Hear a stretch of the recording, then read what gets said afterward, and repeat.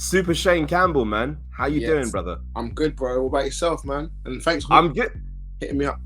No. I'm good, man. I'm good. So one of the first things, that kind of really attracted me to your profile, I was like looking at your Instagram, and I was like, hold on, this guy's from Newham, man. That's crazy.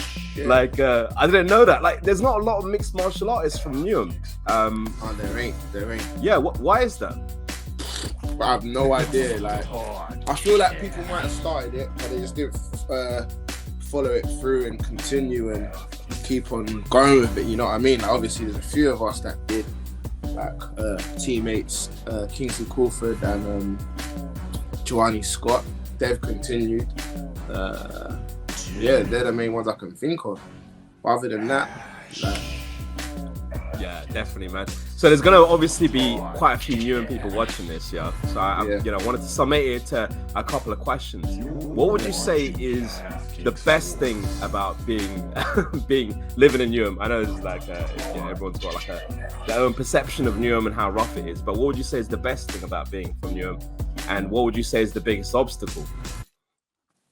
Best thing.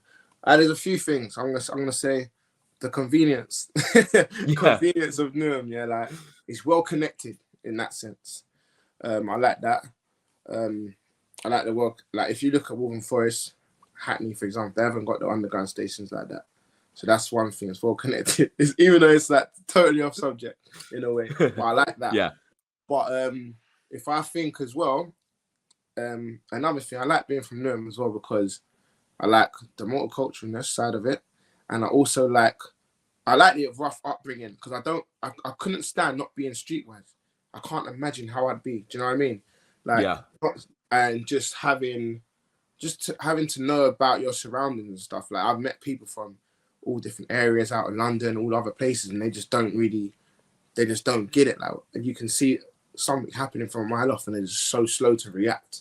I'm like, come on. Yeah. Or like a dodgy dealing, like someone's being nice and selling you something that's obviously like an empty box or something. And, I'll buy that. No, you don't buy that. Do you know what I mean? Stuff like that. So being street smart in a way. Absolutely. And we will move on to the fighting, I promise. But I just found that extremely interesting, man. I found that extremely interesting that you're from Newham. And I mean, I can't agree more, with the street smartness type of thing. Yeah, there's so many silly people, that are educated that just have no street knowledge whatsoever. Exactly. Where about you from? I'm from East Ham, actually, mate. So I grew up. I went to St. Bonaventures, Forest Gate. Oh yeah, all right. So that was, man, bro. The first memory I had in year 7, it was proper. So I'm not too sure how old you are, but this is in 2001, and I was 12, so I'm giving my age away a little bit here. Yeah. But the first memory of Rokeby boys, they came into our school, and a prefect was like, "Yo, stop, what are you doing here? You're not from this school." Just slice across the face. I was in year 7, and I'm like, "What the fuck, man?" That's what I'm saying. Like it was like I said in my last interview. Like it was a wild place, but I'm glad I was part of it. Do you know what I mean? It just brought me up in life and just showed me the road, showed me the real world in a way. 100%, man, 100%. But changing gears, I was really like kind of looking at your one of your bouts earlier in your pro career, young pro career, bout with Konstantinos Leonido, and the reason why I like that, I liked watching the first one and the second one. Because it shows evolution. It shows an evolution of where you were in the first fight and then where you were in the second fight. In the first fight, it was a great fight. It was very close, and extremely back and forth in some ways. I thought you actually won it. I thought you edged it. The whole world does. The whole world thing. That's why straight away I laughed. Yeah. Were you pissed off? Because you didn't seem that pissed off, man. You're like, oh, fucking hell. Nah, I was. I think in the cage, I didn't show it. After I was throwing shit around and that. The Newham came out of me backstage. I was going mad. But like I said, getting onto that story. When so I lost my fight before that, but that obviously there was a long 2-year break in before that. And I guess ring rust might have been a part of it. But then I was being super safe because I didn't want to lose again. But saying that, that fight, what I've been saying to people, that fight didn't hurt me in a way. Like, I was more angry because of I did not lose that fight. Do you know what I mean? And again, I lost end of last year, jumping the gun. But yeah, I just explained the two. And yeah, if you see me, how I felt after that and how I was reacting, it killed me. And I was upset, do you know what I mean? Whereas that one, I wasn't upset, I was just fuming, do you know what I mean? And I went training straight away, but everything was just anger. As you can see in, like you said, evolution, I was like, all right, cool, I've got to fight like this then. And I told the guy, I'm sorry I have to do this to you, but I'm about to do this. I said it, I said, I'm sorry what I'm about to do. And the second fight as well, man. It's like so here's just my kind of theory, and I wanted to ask you, and I might be assumptive, so apologies about this. But so you mentioned the first pro fight was in Bellator, you know, huge fight, and then you took a little bit of a hiatus after that. Were you kind of conscious? Yeah, it was a COVID hiatus. COVID high. Were you a bit conscious about the cardio going into the first Konstantinos fight? Because obviously we hadn't fought in a while. You're like, let me see what my conditioning's like. I don't know if I can go full pelt. And then in the second fight, it's like, you know what? No, I can go 3 rounds, no problem, 100%. Was that? I wouldn't even say cardio. I wouldn't even say cardio. Cardio has never been a thing. Even like when I was in school, everything I've always done has always been long distance. I've always been a cardio person. Like I've done swimming, so it's a cardio, very cardio heavy sport. I've done long distance running. I wasn't a sprinter. It was always long distance. And again, I was coming off the back of doing 5Ks throughout the whole of COVID. Do you know what I mean? And then all that 5K running. Yeah. So I mean, there was never that. But I just think it was more fighting for a win, not fighting to like just beat someone up. Do you know what I mean? I was fighting for a win, and that's what it was like. And I'd seen, like, obviously in that period, I'd seen people fighting and getting wins, and then raising up, and then going to places where I wanted to be. Do you know what I mean? I'm like, all right, cool. Is that all I have to do to get the opportunities I want? Let me do it the easy way too. Just there. But obviously, it bit me in the bum, and then I won't do that again. Yeah, absolutely. But look, the second fight, the way you ended it, I was like, this guy's almost done, man. I mean, the way Konstantinos got up, he looked like he was fucked, man. Like, he definitely felt that 100%. Yeah, it's a shame because I wanted to finish him. I really wanted to finish. I spoke about finish, and I feel like if I had a little bit more time in the first round, I would have got the finish as well. The end of when I watch it back, I'm like, you know what? I felt like it took me a bit too long to get to that final position. Whereas in the first round, like, I had really good positions, and he wobbled back to his stool in the first round. So that's kind of like, I wish I would have got it in the first round there as well. So there's a few occasions where I could have got him out. Yeah, definitely. So going back to your pro debut, you know, you made your debut at Bellator, which is like, that's crazy, man. Not a lot of people are making their first debut in Bellator in a big promotion like Bellator. How did you feel going into that? And what was the anxiety going into that first ever kind of pro debut? All right, so I was obviously extremely excited as an MMA fan myself. Yeah. So I was like mad excited. I'm on the card with all these names I've seen before. I'm just in the back, just walking around. I watch all the UFC embedded. I watch all of these behind the scenes videos, and now I'm behind the scenes. So I'm like, oh, this is sick. And I'm doing my little videos myself. I'm like, this is sick. And then it got to fight day. I guess I kind of got a little bit nervous. Like I don't really get nervous anymore. People say I'm crazy. People say it's not good. But I'm someone that if my nerves are too high, I'm not going to perform to my best. I'll do something wild and erratic. Do you know what I mean? Or I just won't be myself. So I need to be relaxed. And then, like, I remember, like, backstage warming up, I was like to my coach, Ash, yo, what do I do to calm down my nerves and shit like that? I mean, when I got out there, walked out in the cage, I was fine. But it just like before, the warm up was a bit funny. It wasn't like, I couldn't even say it wasn't my best warm up, but I wouldn't say that's the reason why it went the way it did. It was just, I think it was more experience. And again, a bit of the erraticness, what I was talking about, is what led to the how the fight ended. Because I felt like I got into a good position, and then there was my boom little burst, and I went somewhere I wasn't meant to be. And as I was there, I was like, I'm not meant to be doing this. Cause I've snapped back out of it. It was too late. Yeah. So yeah, it was a good, like, great experience, and going into it as a pro, changing the gloves. I'm like, okay, cool. They're smaller gloves now. I mean, I felt them loads. So I had like a pair.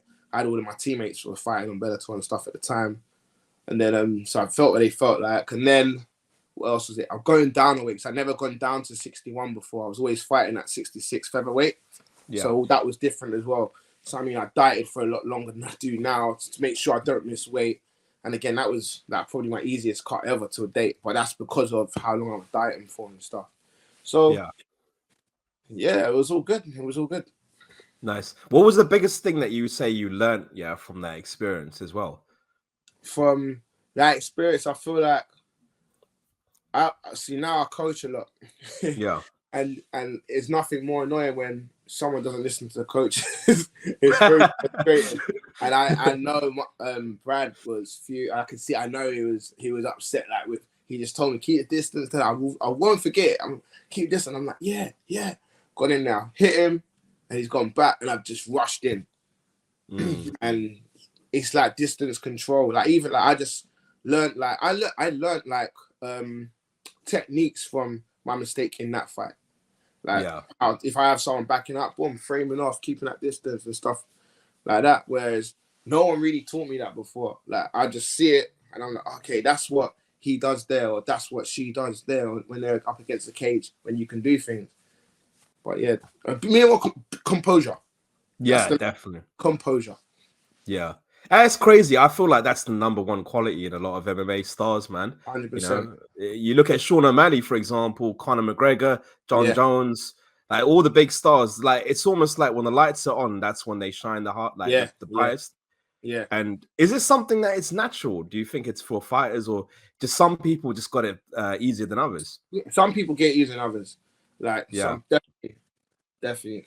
I'll go back to my amateurs career. Like, my first fight, I don't remember it because I just went with the time, the moment. Yeah, I won in 1 minute and 30 seconds, but I don't remember it, and I didn't think it was technical. And people were like, "Oh, that's your best fight, man." I'm like, it was good, but yeah, I had no control over myself. So it comes naturally, or you have to build into it. And I'm one of those people that have to build into it. I make myself relax. Like I said, I have to be super relaxed. Yeah, definitely. So you've been at Great British Top Team for the last few years now. Yeah, wow. Quite a few years. What would you say is like the most the best thing you've learned over there since you've been there? How to be a professional. It's just higher quality of MMA training, like specific MMA.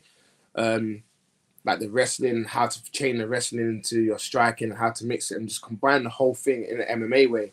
Like before, I feel like I was picking parts and then putting it together myself. But this is like an MMA based team. So like, it's just literally specific for MMA. Even like when we do our grappling, we did today with Ash, we do our jiu-jitsu, but like it's more for MMA. Like you have your little, sometimes we have our guys coming in, but then we kind of add our wrestling aspect to our jiu-jitsu as well.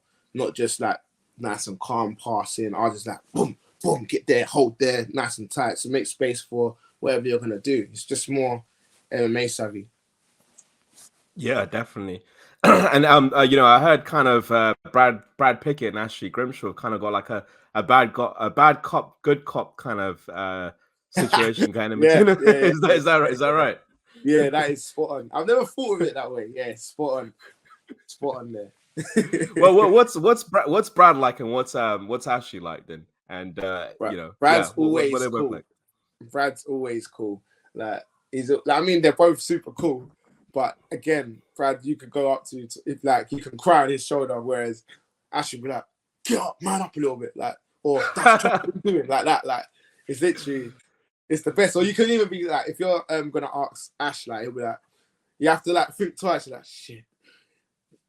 psych yourself up for it because you know you're gonna get some smoke coming back your way or something. It's cool though. It's funny though. Yeah. You have to have kind of both, isn't it? I had Yevanya on the show a few months ago, and he was he was saying, you know, it's kind of mad, like it's good for pros, but sometimes, when you've got someone who works a 9 to 5 and they're just training jiu-jitsu in the evening, you don't want to actually be like, what the fuck is that, man?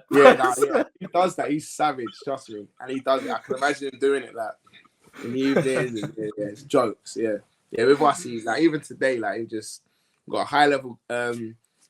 He was demonstrating on a high level guy today, and he's literally just calling him trash while he's doing it, and he's like.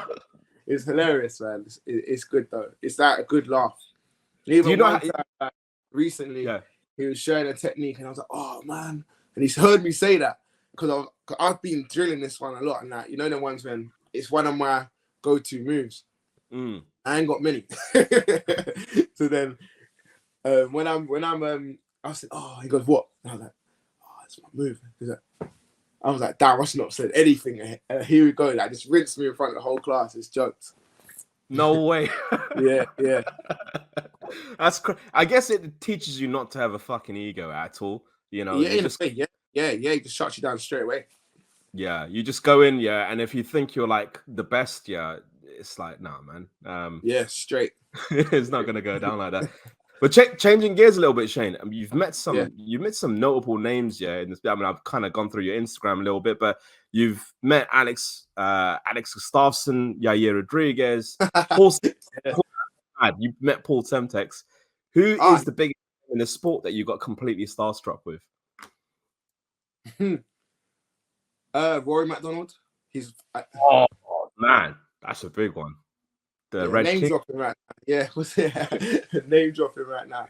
Yeah, Rory McDonald. Who else? Yair Rodriguez as well. Yeah, that's a mad one. Yeah, and he is super cool as well. And what was so cool about meeting him was I saw him like the year before. Yeah. Didn't see him for like obviously months. See him again, he's like, yo, bro. Like I'm like, wow. No way. How's it going? That's so nice. Yeah. And then we literally had a little chat. And this was literally after he won the interim title as well. So I'm literally, oh man, how you doing, man? When did you get back? And we had a general chat, like a teammate, like he's like, oh man, I just got back the other day. I haven't even been home yet. So this is, I think he won that belt in, I can't remember where it was, Australia. And then he's flown. And then I've seen him in Paris, and he's like, I haven't even back home yet. And like, we're literally talking about like just a cool kind of conversation to have like with someone like I don't even know like that for a long time. So that was really cool. That's crazy. Gustafsson years ago when I didn't even know that photo was still around. I went through a deep dive, mate. You know what I mean? I need to find more because what's funny is that same day I met Gustafsson, I met Brad, and I want to put that in our group chat as well because I met Brad first time, Bisping as well, and Joanne Calderwood as well. So which was obviously I was young them days. It was like more of a fight. I wasn't even fighting yet like that. I think I'd done a couple inter clubs and stuff like that. But I have a picture with Brad somewhere. I want it to resurface because I know we both look funny, and I want to put it on. Was he wearing a hat? Yeah, always. He's not wearing a hat, man, as much. I mean, I don't know. You know, he had it on the other day. He had it on the other day in Cage Warriors. So yeah, I feel like he wears it like at occasions. You don't just walk around in the gym with man. I was thinking, I'll calm down if Brad wears the hat. So, what was it like meeting Paul Semtex? I've been a huge fan of Paul Semtex for years, like Paul Daly. And I think that was stemmed from him actually losing against Nick Diaz, in fact. Yeah. Well, what was that like? I'm still here, by the way. That was cool because my strength and conditioning coach, Sonny, he's always like spoke highly of him. He's always trained him as well, and it was a good time for him to come down to the gym. He also commentated on my fight. Did he? Yeah, on the Bellator fight. There were times where I wasn't really happy with what he was saying, but obviously he didn't know that. But he also did say some good things, and he mentioned we share the same strength and conditioning coach. So he said my cardio was going to be good, which was good. Obviously, he didn't know about me. But so what? The time I met him was straight after that first fight in Cyprus against Konstantinos, which was my angry time. And then that's kind of who I spoke to and who fired me up to get back into the rematch and how to fight in my rematch. And he was just like, yeah, all these people now. Paul Daly? Like, yeah, like we had a little, that when I took the photo, we was talking before that. And obviously my seventh edition coach, he was also unhappy with the decision, how it went. But like I said, it taught me a lesson anyway. Like, I won't let that happen again. But then Paul was just like, loads of people nowadays just pick fights. I don't want to fight him. He's this and that. He's 7-1. I'm not going to fight this guy. He's 0-0. Or I only want to fight 0-0 people or negative record people. And he goes, back in my day, there was none of that. It was like, we're going to fight this thing. Fight. And what kind of sport are you getting into? Because when you started, what did you want? Like, what did you even think of all this stuff? And I was like, I actually didn't. I never looked at anyone's tapology before. I didn't know about all that stuff. I just went and fought. You know what I mean? My coaches said, "Oh, I got a fight for you." I was like, "All right, cool." We went and fought. Do you know what I mean? And that's how it was when I was amateur. When I even done my inner clubs, it was like that. And he basically broke that down to me and just said, "Yeah, so what? You just go out and fight, innit? Like, go and fight." And then it's not like fighting for points. Everything you do is to finish the fight. And I was like, "All right." And that's why I was very different in that. I remembered it, and I still remember it to this day. And even what I do is I even scroll down. If like my last fight, I was feeling a bit funny because I was coming off a loss. I had to scroll down, look at the picture, and like, okay, yeah, I remember now. Let's go do that again. Do you know what I mean? So I had to fire myself up in that way, and that's it helped me in a massive way.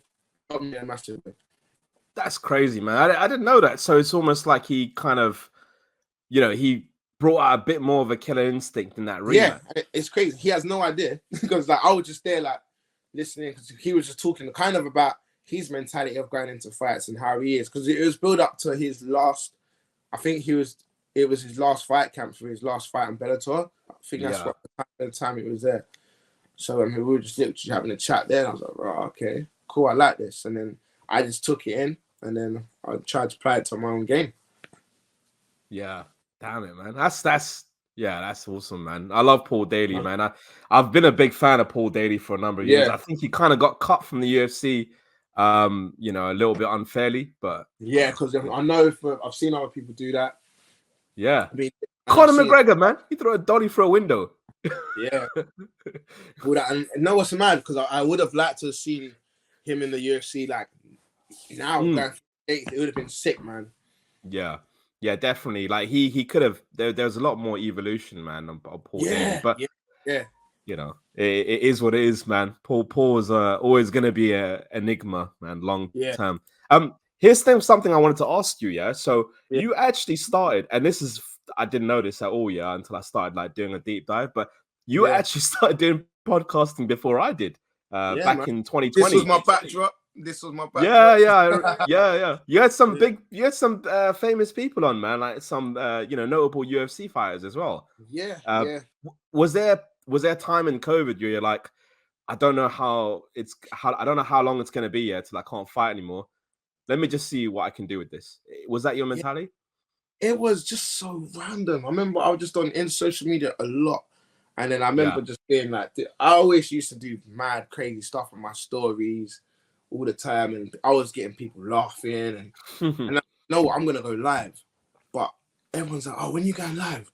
And then because of me going crazy, like, it was just basically like, you see how you get those funny people on Instagram these days, those meme guys. And that was basically me. Random. But then I told myself I'm going live, and I was like, but what am I actually going to do live? I had no plan of what I was going to do live. I said I'm going live. So I promoted it. I'm going to go live at 10 this time. And I was like, and I said, oh, let me just go live with Brad. We'll get more in game. He was my first person on. So I messaged, obviously we were still, throughout COVID, we was talking like the whole time. So I must have messaged him, yo, can we go live? And he goes, yeah, I'll go do a little interview on live.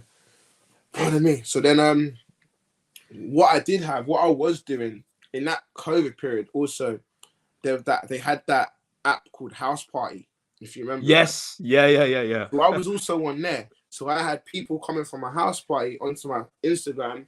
But when I was on house party, what I was doing, I was always wearing a sombrero hat. Yeah, yeah.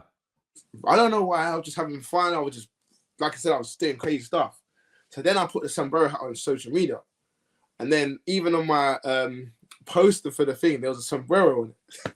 So I was like, okay, cool. Let me do something with that. So when I had the interview on, my whole point was to be wearing the sombrero and interview, which I started doing. And in the end, I just kind of got serious and I took the sombrero off. No, it would have helped, man. Yeah. At the start, it was like, I don't know, it just, it was a funny thing, man. Yeah, it was. I don't know. Like, I think the only reason why I stopped was because we came out of the lockdown, and then it was harder for me to schedule the meetings and stuff because of I wanted to be out for the little time I had out now and enjoy a bit of the sun. And I was like, I want to, because all of the times, all the interviews are always in the evening. You know, like if I go out at 3, then obviously these times just in the park drinking and stuff. So by the time I'm like, I gotta go home, I was like, I don't want to go home. Then I'll be like messing. Let's reschedule. Then that happened. It happened. And in the end, I was like, you know what? I'm just gonna have to leave it for a bit. Yeah. Are you good, man? You're really good. Like, really good, solid interview skills as well. What was the kind of biggest thing you learned, like, whilst being a podcaster? Because there's so much to learn, isn't there? Yeah, I wanted it to be entertaining. And again, it was good having feedback from my friends and family, and people saying, "Oh, that one was good," and "Oh yeah, his personality was pretty cool." And they're like, "Oh, I liked how it got a bit like not too serious and not just like, yep." And like, like just the script of question. Yeah, man. I was doing that at the beginning as well. It's very difficult, man, when you're an interviewer, isn't it? Yeah, exactly. Yeah. So like, and I feel like even the first, me speaking to my teammates first was good, but I feel like it helped because I was a fan. But I'm also I was a fan in a way of my teammates as well. I was looking up to them as well. So me talking to them and finding out information about them, but it also helped because I was only having a conversation, so it made it flow better. So if I like it, and then by the time I got to the UFC stars and stuff that I don't know, I was more confident. So I was just like, okay, cool, yeah, when you're ready. Like, I'm just having a normal convo. So that was the main thing. Yeah, and it's for me anyway. When a star is huge as well, it does get it can be a bit tricky to be like, yo, fucking hell, I'm a little bit starstruck, man. Yeah. No, it was literally like that at the start. Like, I was like, bro, I should just go in. Boom. Yeah. Sick. But yeah, and what's mad is now it helped me like connect, and it just helps me even now because I connected with people that I've connected again with PFL now, and where I'm in the industry, like I just see people and I'm like, oh, what's going on? I've known this guy since this time. So it's all good. Yeah, definitely. Yeah, you're working for the PFL now, isn't it? Like, yeah. Tell me what it is that you do there, Shane. Fighter operations. So like all behind the scenes stuff for fighters on week. So like again, like I check their weight before they actually go onto the official scales, make sure they're on weight there, make sure their schedules are right. You know, when you're going for the fight meetings, all this stuff. Just organization, really. It's not organization really, all behind. And again, it's good coming from so obviously I fought in Bellator before, so I remember all this stuff. I'm like, you have to go to this meeting at this time. Or you have media now, and just make it a nice, easy week for fighters. And coming from a fighter as well, I know what it's like. I know what it's like cutting weight on fight week. You don't want to be standing around not knowing where you're going now, or you just want to be chilling, do this. You want to go train, do that. Yeah. No obstacles. And it makes sense that it's a fighter doing it as well, not just some guy that's never fought. Because then you'd be like, man, just get over it or something. Shut up. Yeah, they don't understand. They don't understand the emotions. Don't understand, like, just the hunger of how like we're hungry, but we know we can't, and it just brings the whole mood down. And then the anxiety of getting ready for a fight. You know, you're gonna have like a fight at the end of the week, and just mad mixture of emotions. Like obviously with me, I'm like, yeah, I get it, and I literally tell them I understand. I go, and then I'll have like not a random person, but someone like, oh, do I have to do that? I'm like, I get it, but yeah, you kind of have to do it. I know what you're going through, but you have to do it. You know what I mean? Yeah. So it is good coming from my end. Definitely, yeah. You gotta empathize with them, isn't it? Like, yeah, you know, a straight. little bit. How do you? So is it almost like? And again, I'm being assumptive. Is it almost like you're a bit of a part-time therapist, a little bit? You know, kind of dealing with people on fight week. I wouldn't really. No, I wouldn't say no. No, it's not that bad. Yeah, no. I don't get that far. No. No. That's good, man. Yeah, man. What would you say, yeah, is how do you deal with anxiety yourself? Because that's a question that we love to ask all fighters. Do you get anxiety going into a fight even? Funny. Yeah, like I said, that I felt like I overcame it. I usually, so what happens is when I get sent a profile, I'm like, to my coaches or management, I'm like, yo, get me a fight. I want to fight. I want to fight this week. They send me a profile. I say, yeah. And they say, they accepted. I'm like, shit, I know, but I'm like, what the hell? Like, it's a weird feeling. Like, I'm like, how have I just felt like that? I remember like I was, went out to eat with my friends and that when I just got back to the country in the summer for my fight in Scotland for that Scottish title. Then I've gone, yeah, I'm all talking on the phone. I'm like, yeah, I got this fight booked. And then when they've accepted it and the guy rang me, I'm talking, I'm like, okay, it's actually on now. I actually have swingers. I'm like, okay. And I was quiet for a bit when I'm with my friends and I'm like, oh, you just done this a few months ago. What's wrong with you? Yeah, but yeah. I don't know. Like, it's just the start period. Just then. I only get it then. And then, but I think so much goes through my mind. I'm like, okay, cool. Now I got to watch my weight. I got to train hard. And you know what you're going to be pushing your body through. And then I got to go do this crazy strength and conditioning with Sonny. I'm like, it's all going to hurt. Oh, it's a 5-rounder too, because it's pro title fight. 5 minutes. Oh, I ain't done that before. You know what I mean? It's all going to be a lot of work.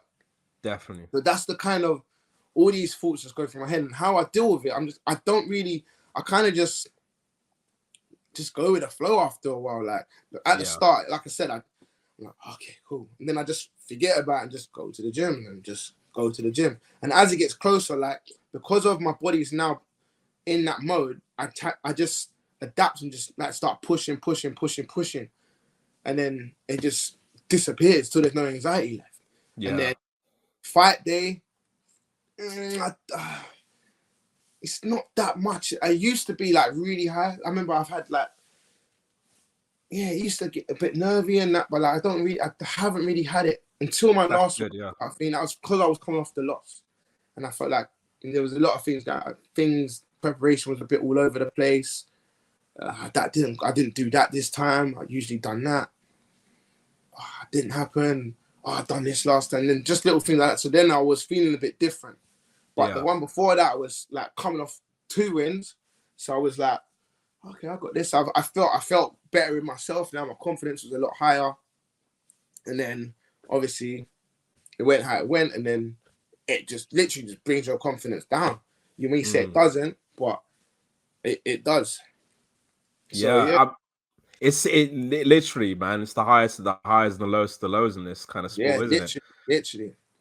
You know, so there was a fight years ago, Pride FC, Shoji Inoue, and he said something pretty fucking. I mean, I'll never forget this, but he used to say goodbye to his family before he'd go into a fight. He'd clean his house. He'd have all of his affairs in check. Yeah, so he's thinking of life and death, man. He's not thinking of a fight. Is that the mindset that you have sometimes? I get that. I feel like I was more like that at the start, but now I literally just gone back to, again, I'm gonna go NEWHAM days. I'm like, I'm gonna scrap blood. Yeah, let's go. Like, even like I remember like the one in my title fight in the summer last year, they played the wrong walkout music. I'm like, what's this? I looked at my brother, like, what's this? And they said, this is your song. I said, what this? I said, F it, we're going out. That's what I just said. This man walked out. I didn't care. I said, let's go fight. But and then even before that, the guy missed weight. We was having arguments about weight, all of this. And then like my coaches in end saying, no, I don't think you should take the fight anymore. Like, it's not fair. He should stop here. And then I remember like I kind of messed up. I wasn't meant to go to the venue until I'd seen the video of the guy's weight. And then Brad was in the country and he goes, yo, so what are you doing now? I go, I'm on my way. He goes, you didn't send me the weight. I said, F it, Brad, let's just beat this guy up and come home. Literally like that. And that's how I started taking things. So I wouldn't say I go. So like before, I didn't eat and stuff. And then that would kind of be like, I'm thinking, oh man, I can't eat. So my mum used to sit me around, we're all eating. I'm like, you're making it a thing. Like, and then I couldn't eat. So that might have been more like a life and death feeling, how you said that other guy was. But yeah, I didn't really have it in that kind of way. I don't think it's healthy, man. I mean, it's probably it probably makes for exciting fights, man. But imagine going into that thinking I'm gonna fucking lose my life here. You know, I mean, it's something you guys sign, isn't it? Like you know? But in a way, it's good because what I tell people that's fighting, and then people ask me like how I feel, and I'm like, if I don't do it first, they're gonna do it to me, and that's what I always say. I like someone asked me like, oh, what's your feelings in there? I'm like, yeah, if I don't do it, they're gonna do it to me, and it's not gonna be nice. It's gonna hurt. So in a way, that's my kind of way of dealing with the life or death situation. That's what I say. So I'm gonna be first at it. If I don't do it, they're gonna do it to me. Like if I give them a big elbow, I done it to them. Now it's done. If I didn't do it, they're gonna give me a big elbow, split me open. So it's better me than them. 100%, man. They're trying to make some money off you. You're trying to make some money off them. Yeah, it's all fair game, isn't it, man? We're all trying to climb that rank. You know what I mean? We're all trying to get to the top. 100%. I'm gonna change gears, yeah. So you're well traveled. You've been to Brazil, Canada, America, Bulgaria, Cuba. Bloody hell, man! You've been a lot of places. If you know, I could just keep going. I could keep going. What's the best? What's your favorite destination in the world? Brazil. Yeah, I was thinking it would be that, wasn't it? Like, tell me about that Brazil trip. That looked mad. Amazing, man. Again, I trained in Jose Aldo's gym as well. Just bring it back to the MMA. Yeah, so I did all of that. You in Nova You now? I don't think I must have missed that. Yeah, you missed it. It's there. It's there. Yeah. No, I went there. It's so cool because it's so far away. And like I remember when we was there, we're like, oh, we're so far. This is good, man. I can't even explain how it's just so different. The weather was lovely and people were nice. And then I didn't just stay in Rio. I went down to Salvador and Bahia as well, which was totally different to Rio as well. It was more like, in a way, kind of like the Caribbean. So it was like I was back in Jamaica again, in a way. And that respect we got there was, like you're one of us, until they hear us speak. And I couldn't speak Portuguese. But then you go back to Rio, it's just, again, it's different. I can't, like, there's the amazing sights to see, the people, the weather, the beaches. Just the culture itself is just amazing. It's just good. Like I have to do that trip again as well. Yeah, no, I mean it looks pretty damn good. And there was one picture, and I'm like, man, Shane's got fucking balls of steel, man. Like you're playing soccer with some 14-year-olds till 3 a.m. in the beach. I'm like, what the fuck? That could be a setup. Like, what? Even that, like, what was so cool about that is, we had people I met out there said, yeah, we had trouble, we got robbed, and no one approached us. Or maybe one guy approached us, but like by that time I was there for a while. So by that time I was so I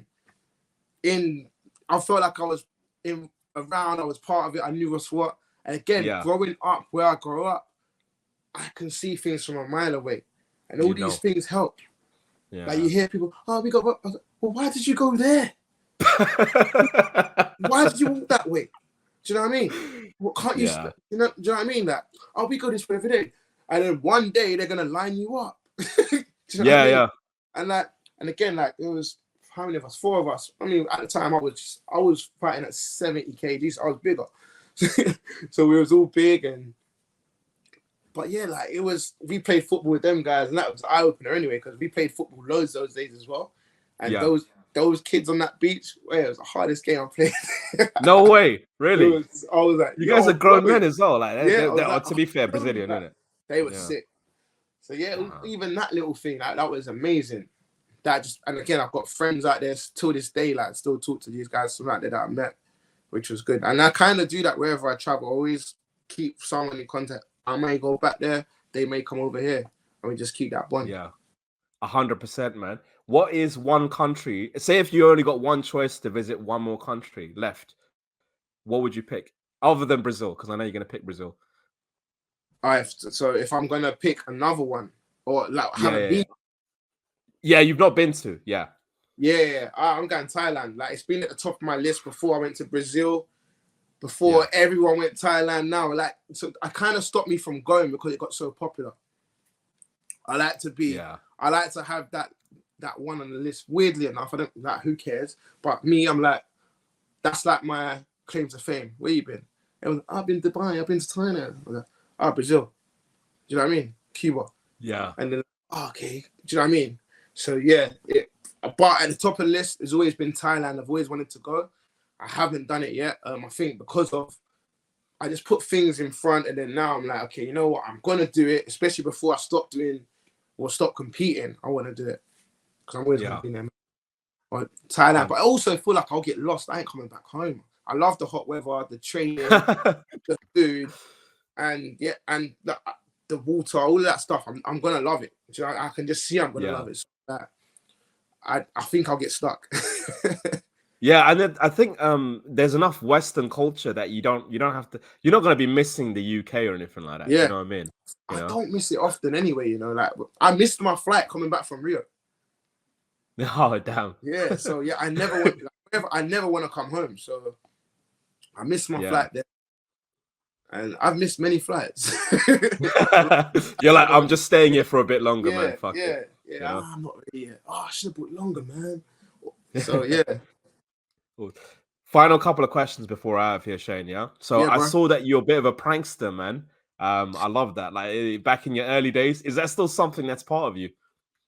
Yeah, I have it in me, man. Like, yeah, I got my brother to do something. I mean, it's a little while ago now. It was fun. I saw something and I was like, let me try it. And I was like, yeah, put your hand up there. You can't squat with your hands in the air. He's like, what? So I made him put his hands up. Then he squat. And now it looked like he's slut dropping. It was hilarious. He's like, oh, man, you got me, man. And I tried it. I tried it a few times. So I think I'm going to I might even try and bring that up. I might even put it on my TikTok or something. Just get loads of guys to do that. It'd be funny. All you great British top team teammates, man, are just fucking funny, man. Like you all got jokes. Yeah, we like the banter is great. Like even today, like just little things. Even when we was at caterers the other day, we all had like a mad laugh. It was a good day. I was like, you know what? I've had a really good day today. Like it was just laughing. Even when we're on the mats, we're still just chatting rubbish. I could be over there rolling with someone. I'm chatting shit to the other person over there, and then I'm chatting to this person that I'm on top of. Like it's just it's just jokes, man. The vibe's great. Yeah, I did ask Federica, who's the funniest person in Great British Top Team, and she goes, "Nah, I think everyone's just equally." Like, I can't take one out. Yeah. Like, even me and her, like I'll just come up with. Like, she wouldn't expect it because like, she'd be like, oh yeah, Shane, my guy. And then next thing I'm like, we would be like, just the banter would just kick off that way. She's like, oh, what? I thought do you know what I mean? Like, it literally can come from any angle, smoke from any angle. Because but Brad is up there. Brad makes me laugh so much. You know, he's a part of it all the time. But even we got like James, our photographer, he'll put in a photo in and then just like saying, caption this, and that's all funny as well. Like it's just jokes, man. We've got so much going on. That's good, man. You need to laugh every day, man. That's my philosophy. If you're not laughing 100%. And smiling, then you're not living life, man. 100%, man. It's 100. How do you relax? So how do you relax outside of fighting? In terms of, do you watch anything to veg out? I mean, I know you're definitely a Dragon Ball Z fan, but is there anything that you kind of watch here to veg out completely? I mean, I watch football a lot. But I don't say that doesn't calm me down sometimes. Right now, Arsenal need to win this league. Like last year, they killed me. Like who was going to win the league last year, and this time last year, it just all went crumbling down. But to be honest with you, like I watch football, MMA. Yeah. Football and MMA. I can't really think of. I don't even watch much anime. I just watched Dragon Ball Z. Like, I didn't watch all the other stuff. Like, oh, you're an anime guy. I'm actually not an anime guy, guys. I just like Dragon Ball Z. I thought it was the best thing going. I just mainly just football and MMA I watch. But when I'm watching MMA, it does calm me down. But I'm also studying it as well. Yeah, things from it, and a lot of things I do is MMA related. Like that is it. Do you ever have any friends like going, Shane, man, switch off, man? Like my brother's like, I'm watching UFC. He's like, bro, you watching this again, bro? I'm like, yeah. But like I said, I'm watching it. Like I may have watched this fight then, but then it's not like I'm watching the same fight again. I'm like, sometimes, but I'm catching up on something I missed before or weeks before. I might have been out. Like when I was in PFL, for example, I missed one card there because I was packing my bag and I left early hours. So I'm like, okay, let me catch up on those fights now. I know who won, but let me go catch up on it. So I like to just watch it. Yeah. And then I could be watching one championship now, then the Bellator cards now, and then anything that's on. But I literally watch all of them. But there's reasons I pick up things from it. I was never much of a TV person anyway, so yeah. If I've got a TV, I might as well put something on it. And if no football's on, it's going to be MMA. Yeah. Nice. Randomly, I'll put on a series, but I hate like I watch one good series. What's the last series? The last one I really enjoyed was Berlin. Do you know the spin-off from Money? Oh man, you know what? I fuck Money Heist, man. I was so pissed off with that final season. I'm never gonna watch anything related to Money. Fuck that, man. Yeah, no, that Berlin, like it's like, good, yeah. I loved Money Heist, so I was so grateful when Berlin came. I was like, give me something back, take me back, and it did. I was like, oh, this is good. But now I'm searching for something else again. It's always hard for me to find. There are things there that I want to watch, and I'm like, let me save it so I've got something, and then because I just binge, and I'm like, now what? And I sit like this. I got a shower in my head. I'm like stressed. I'm like, what am I gonna watch now? Damn it! Like in the shower, like just thinking, oh man, now what? It's all finished. yeah. That's why I stopped watching stuff, man. I just binge things too quickly. Yeah, that's the problem. I just binge things. But if you're looking for something to watch, you should watch Narcos Mexico, man. If you haven't watched that. Okay. So I'm not sure which one I've watched. Yeah, there's this Narcos, this one is Narcos. I think I've started Narcos Mexico, but it always feels like the same Narco. I'm like, have I watched this one before? Like, no, it's different. But like, I definitely started it. Yeah. And then what happens? I just kind of just switch off, and then the subtitles kind of just sway me as well. I'm like, yeah. I find it hard to concentrate on things, man. If I'm being honest, other than MMA and like sports. I need to round out my personality, man, Shane. Well, my one's all round, but then when it comes to MMA, I'm like zoomed in. I'm like, yeah. Same, man. Same. And I get pissed off. Yeah, I don't know if you get this. I get really pissed off when someone's a kind of a casual in MMA, yeah, and they're just talking to me about like, just like no. It's like you don't know. Oh, you don't know. You don't. Yeah. You don't. Oh, what do you think about that John Jones, man? I'm like, John Jones. Yeah, John Jones is my favorite like of all time. He's starting that late. Yeah, man. You know what I mean? Final question for you, Shane. Yeah. Where do you see yourself in 5 years' time? Well, We always end it with that deep one. In Thailand. Hey, love it. Yeah. I think I will probably be abroad. This will be if we also have a catch up in 5 years' time. The backdrop would definitely not be this. It will be some sun and water, probably. I definitely. Yeah, I'll be heading out there soon for sure. Obviously, still maybe competing, still definitely coaching, definitely involved in the sport. Like I said, I'm enjoying coaching so much. Like that's what I do. Other than when I'm training, I'm coaching, so I'm still in the sport all day. Yeah. I'll definitely be doing something in the sport. Might even matchmaking, managing. Yeah, working for PFL at a higher stage, you never know. I might be the main man. just doing the same damn thing every day till you get to there, man. For real. I mean? That's what you're gonna do, man. So you're gonna do. But Shane, thank you so much for coming in the show, man. You're awesome. Thank you, bro. Literally, it's almost like I know every single one of the great British top team teammates. It's gonna be a good interview, man. You guys all got great personality. But look, I'm gonna leave the final word with you, Shane. Tell the folks where they can find you. Plug anything that you'd like to plug. Go for it, man. It's your spotlight. Yes, man. Catch me on Instagram. Litz, LYTTZ. Same as my TikTok as well. LYTTZ with MMA at the end. And the same as Twitter or X now. Litz, LYTTZ. MMA at the end of that. Also, I have a YouTube channel. It's Super Shane, but I'm gonna start editing and uploading some more stuff to that as well. But yeah, man, shout out State of Mind Management, Vibe Fitness, ABN Nutrition, Nolo Coffee, Flow Fightwear, and State of Mind Management. Also, team. Links will be down below, guys, as well. Yes. Thank you. Nice one, guys. Thank you, man. Appreciate it. Thanks, Shane, brother. Thanks, bro.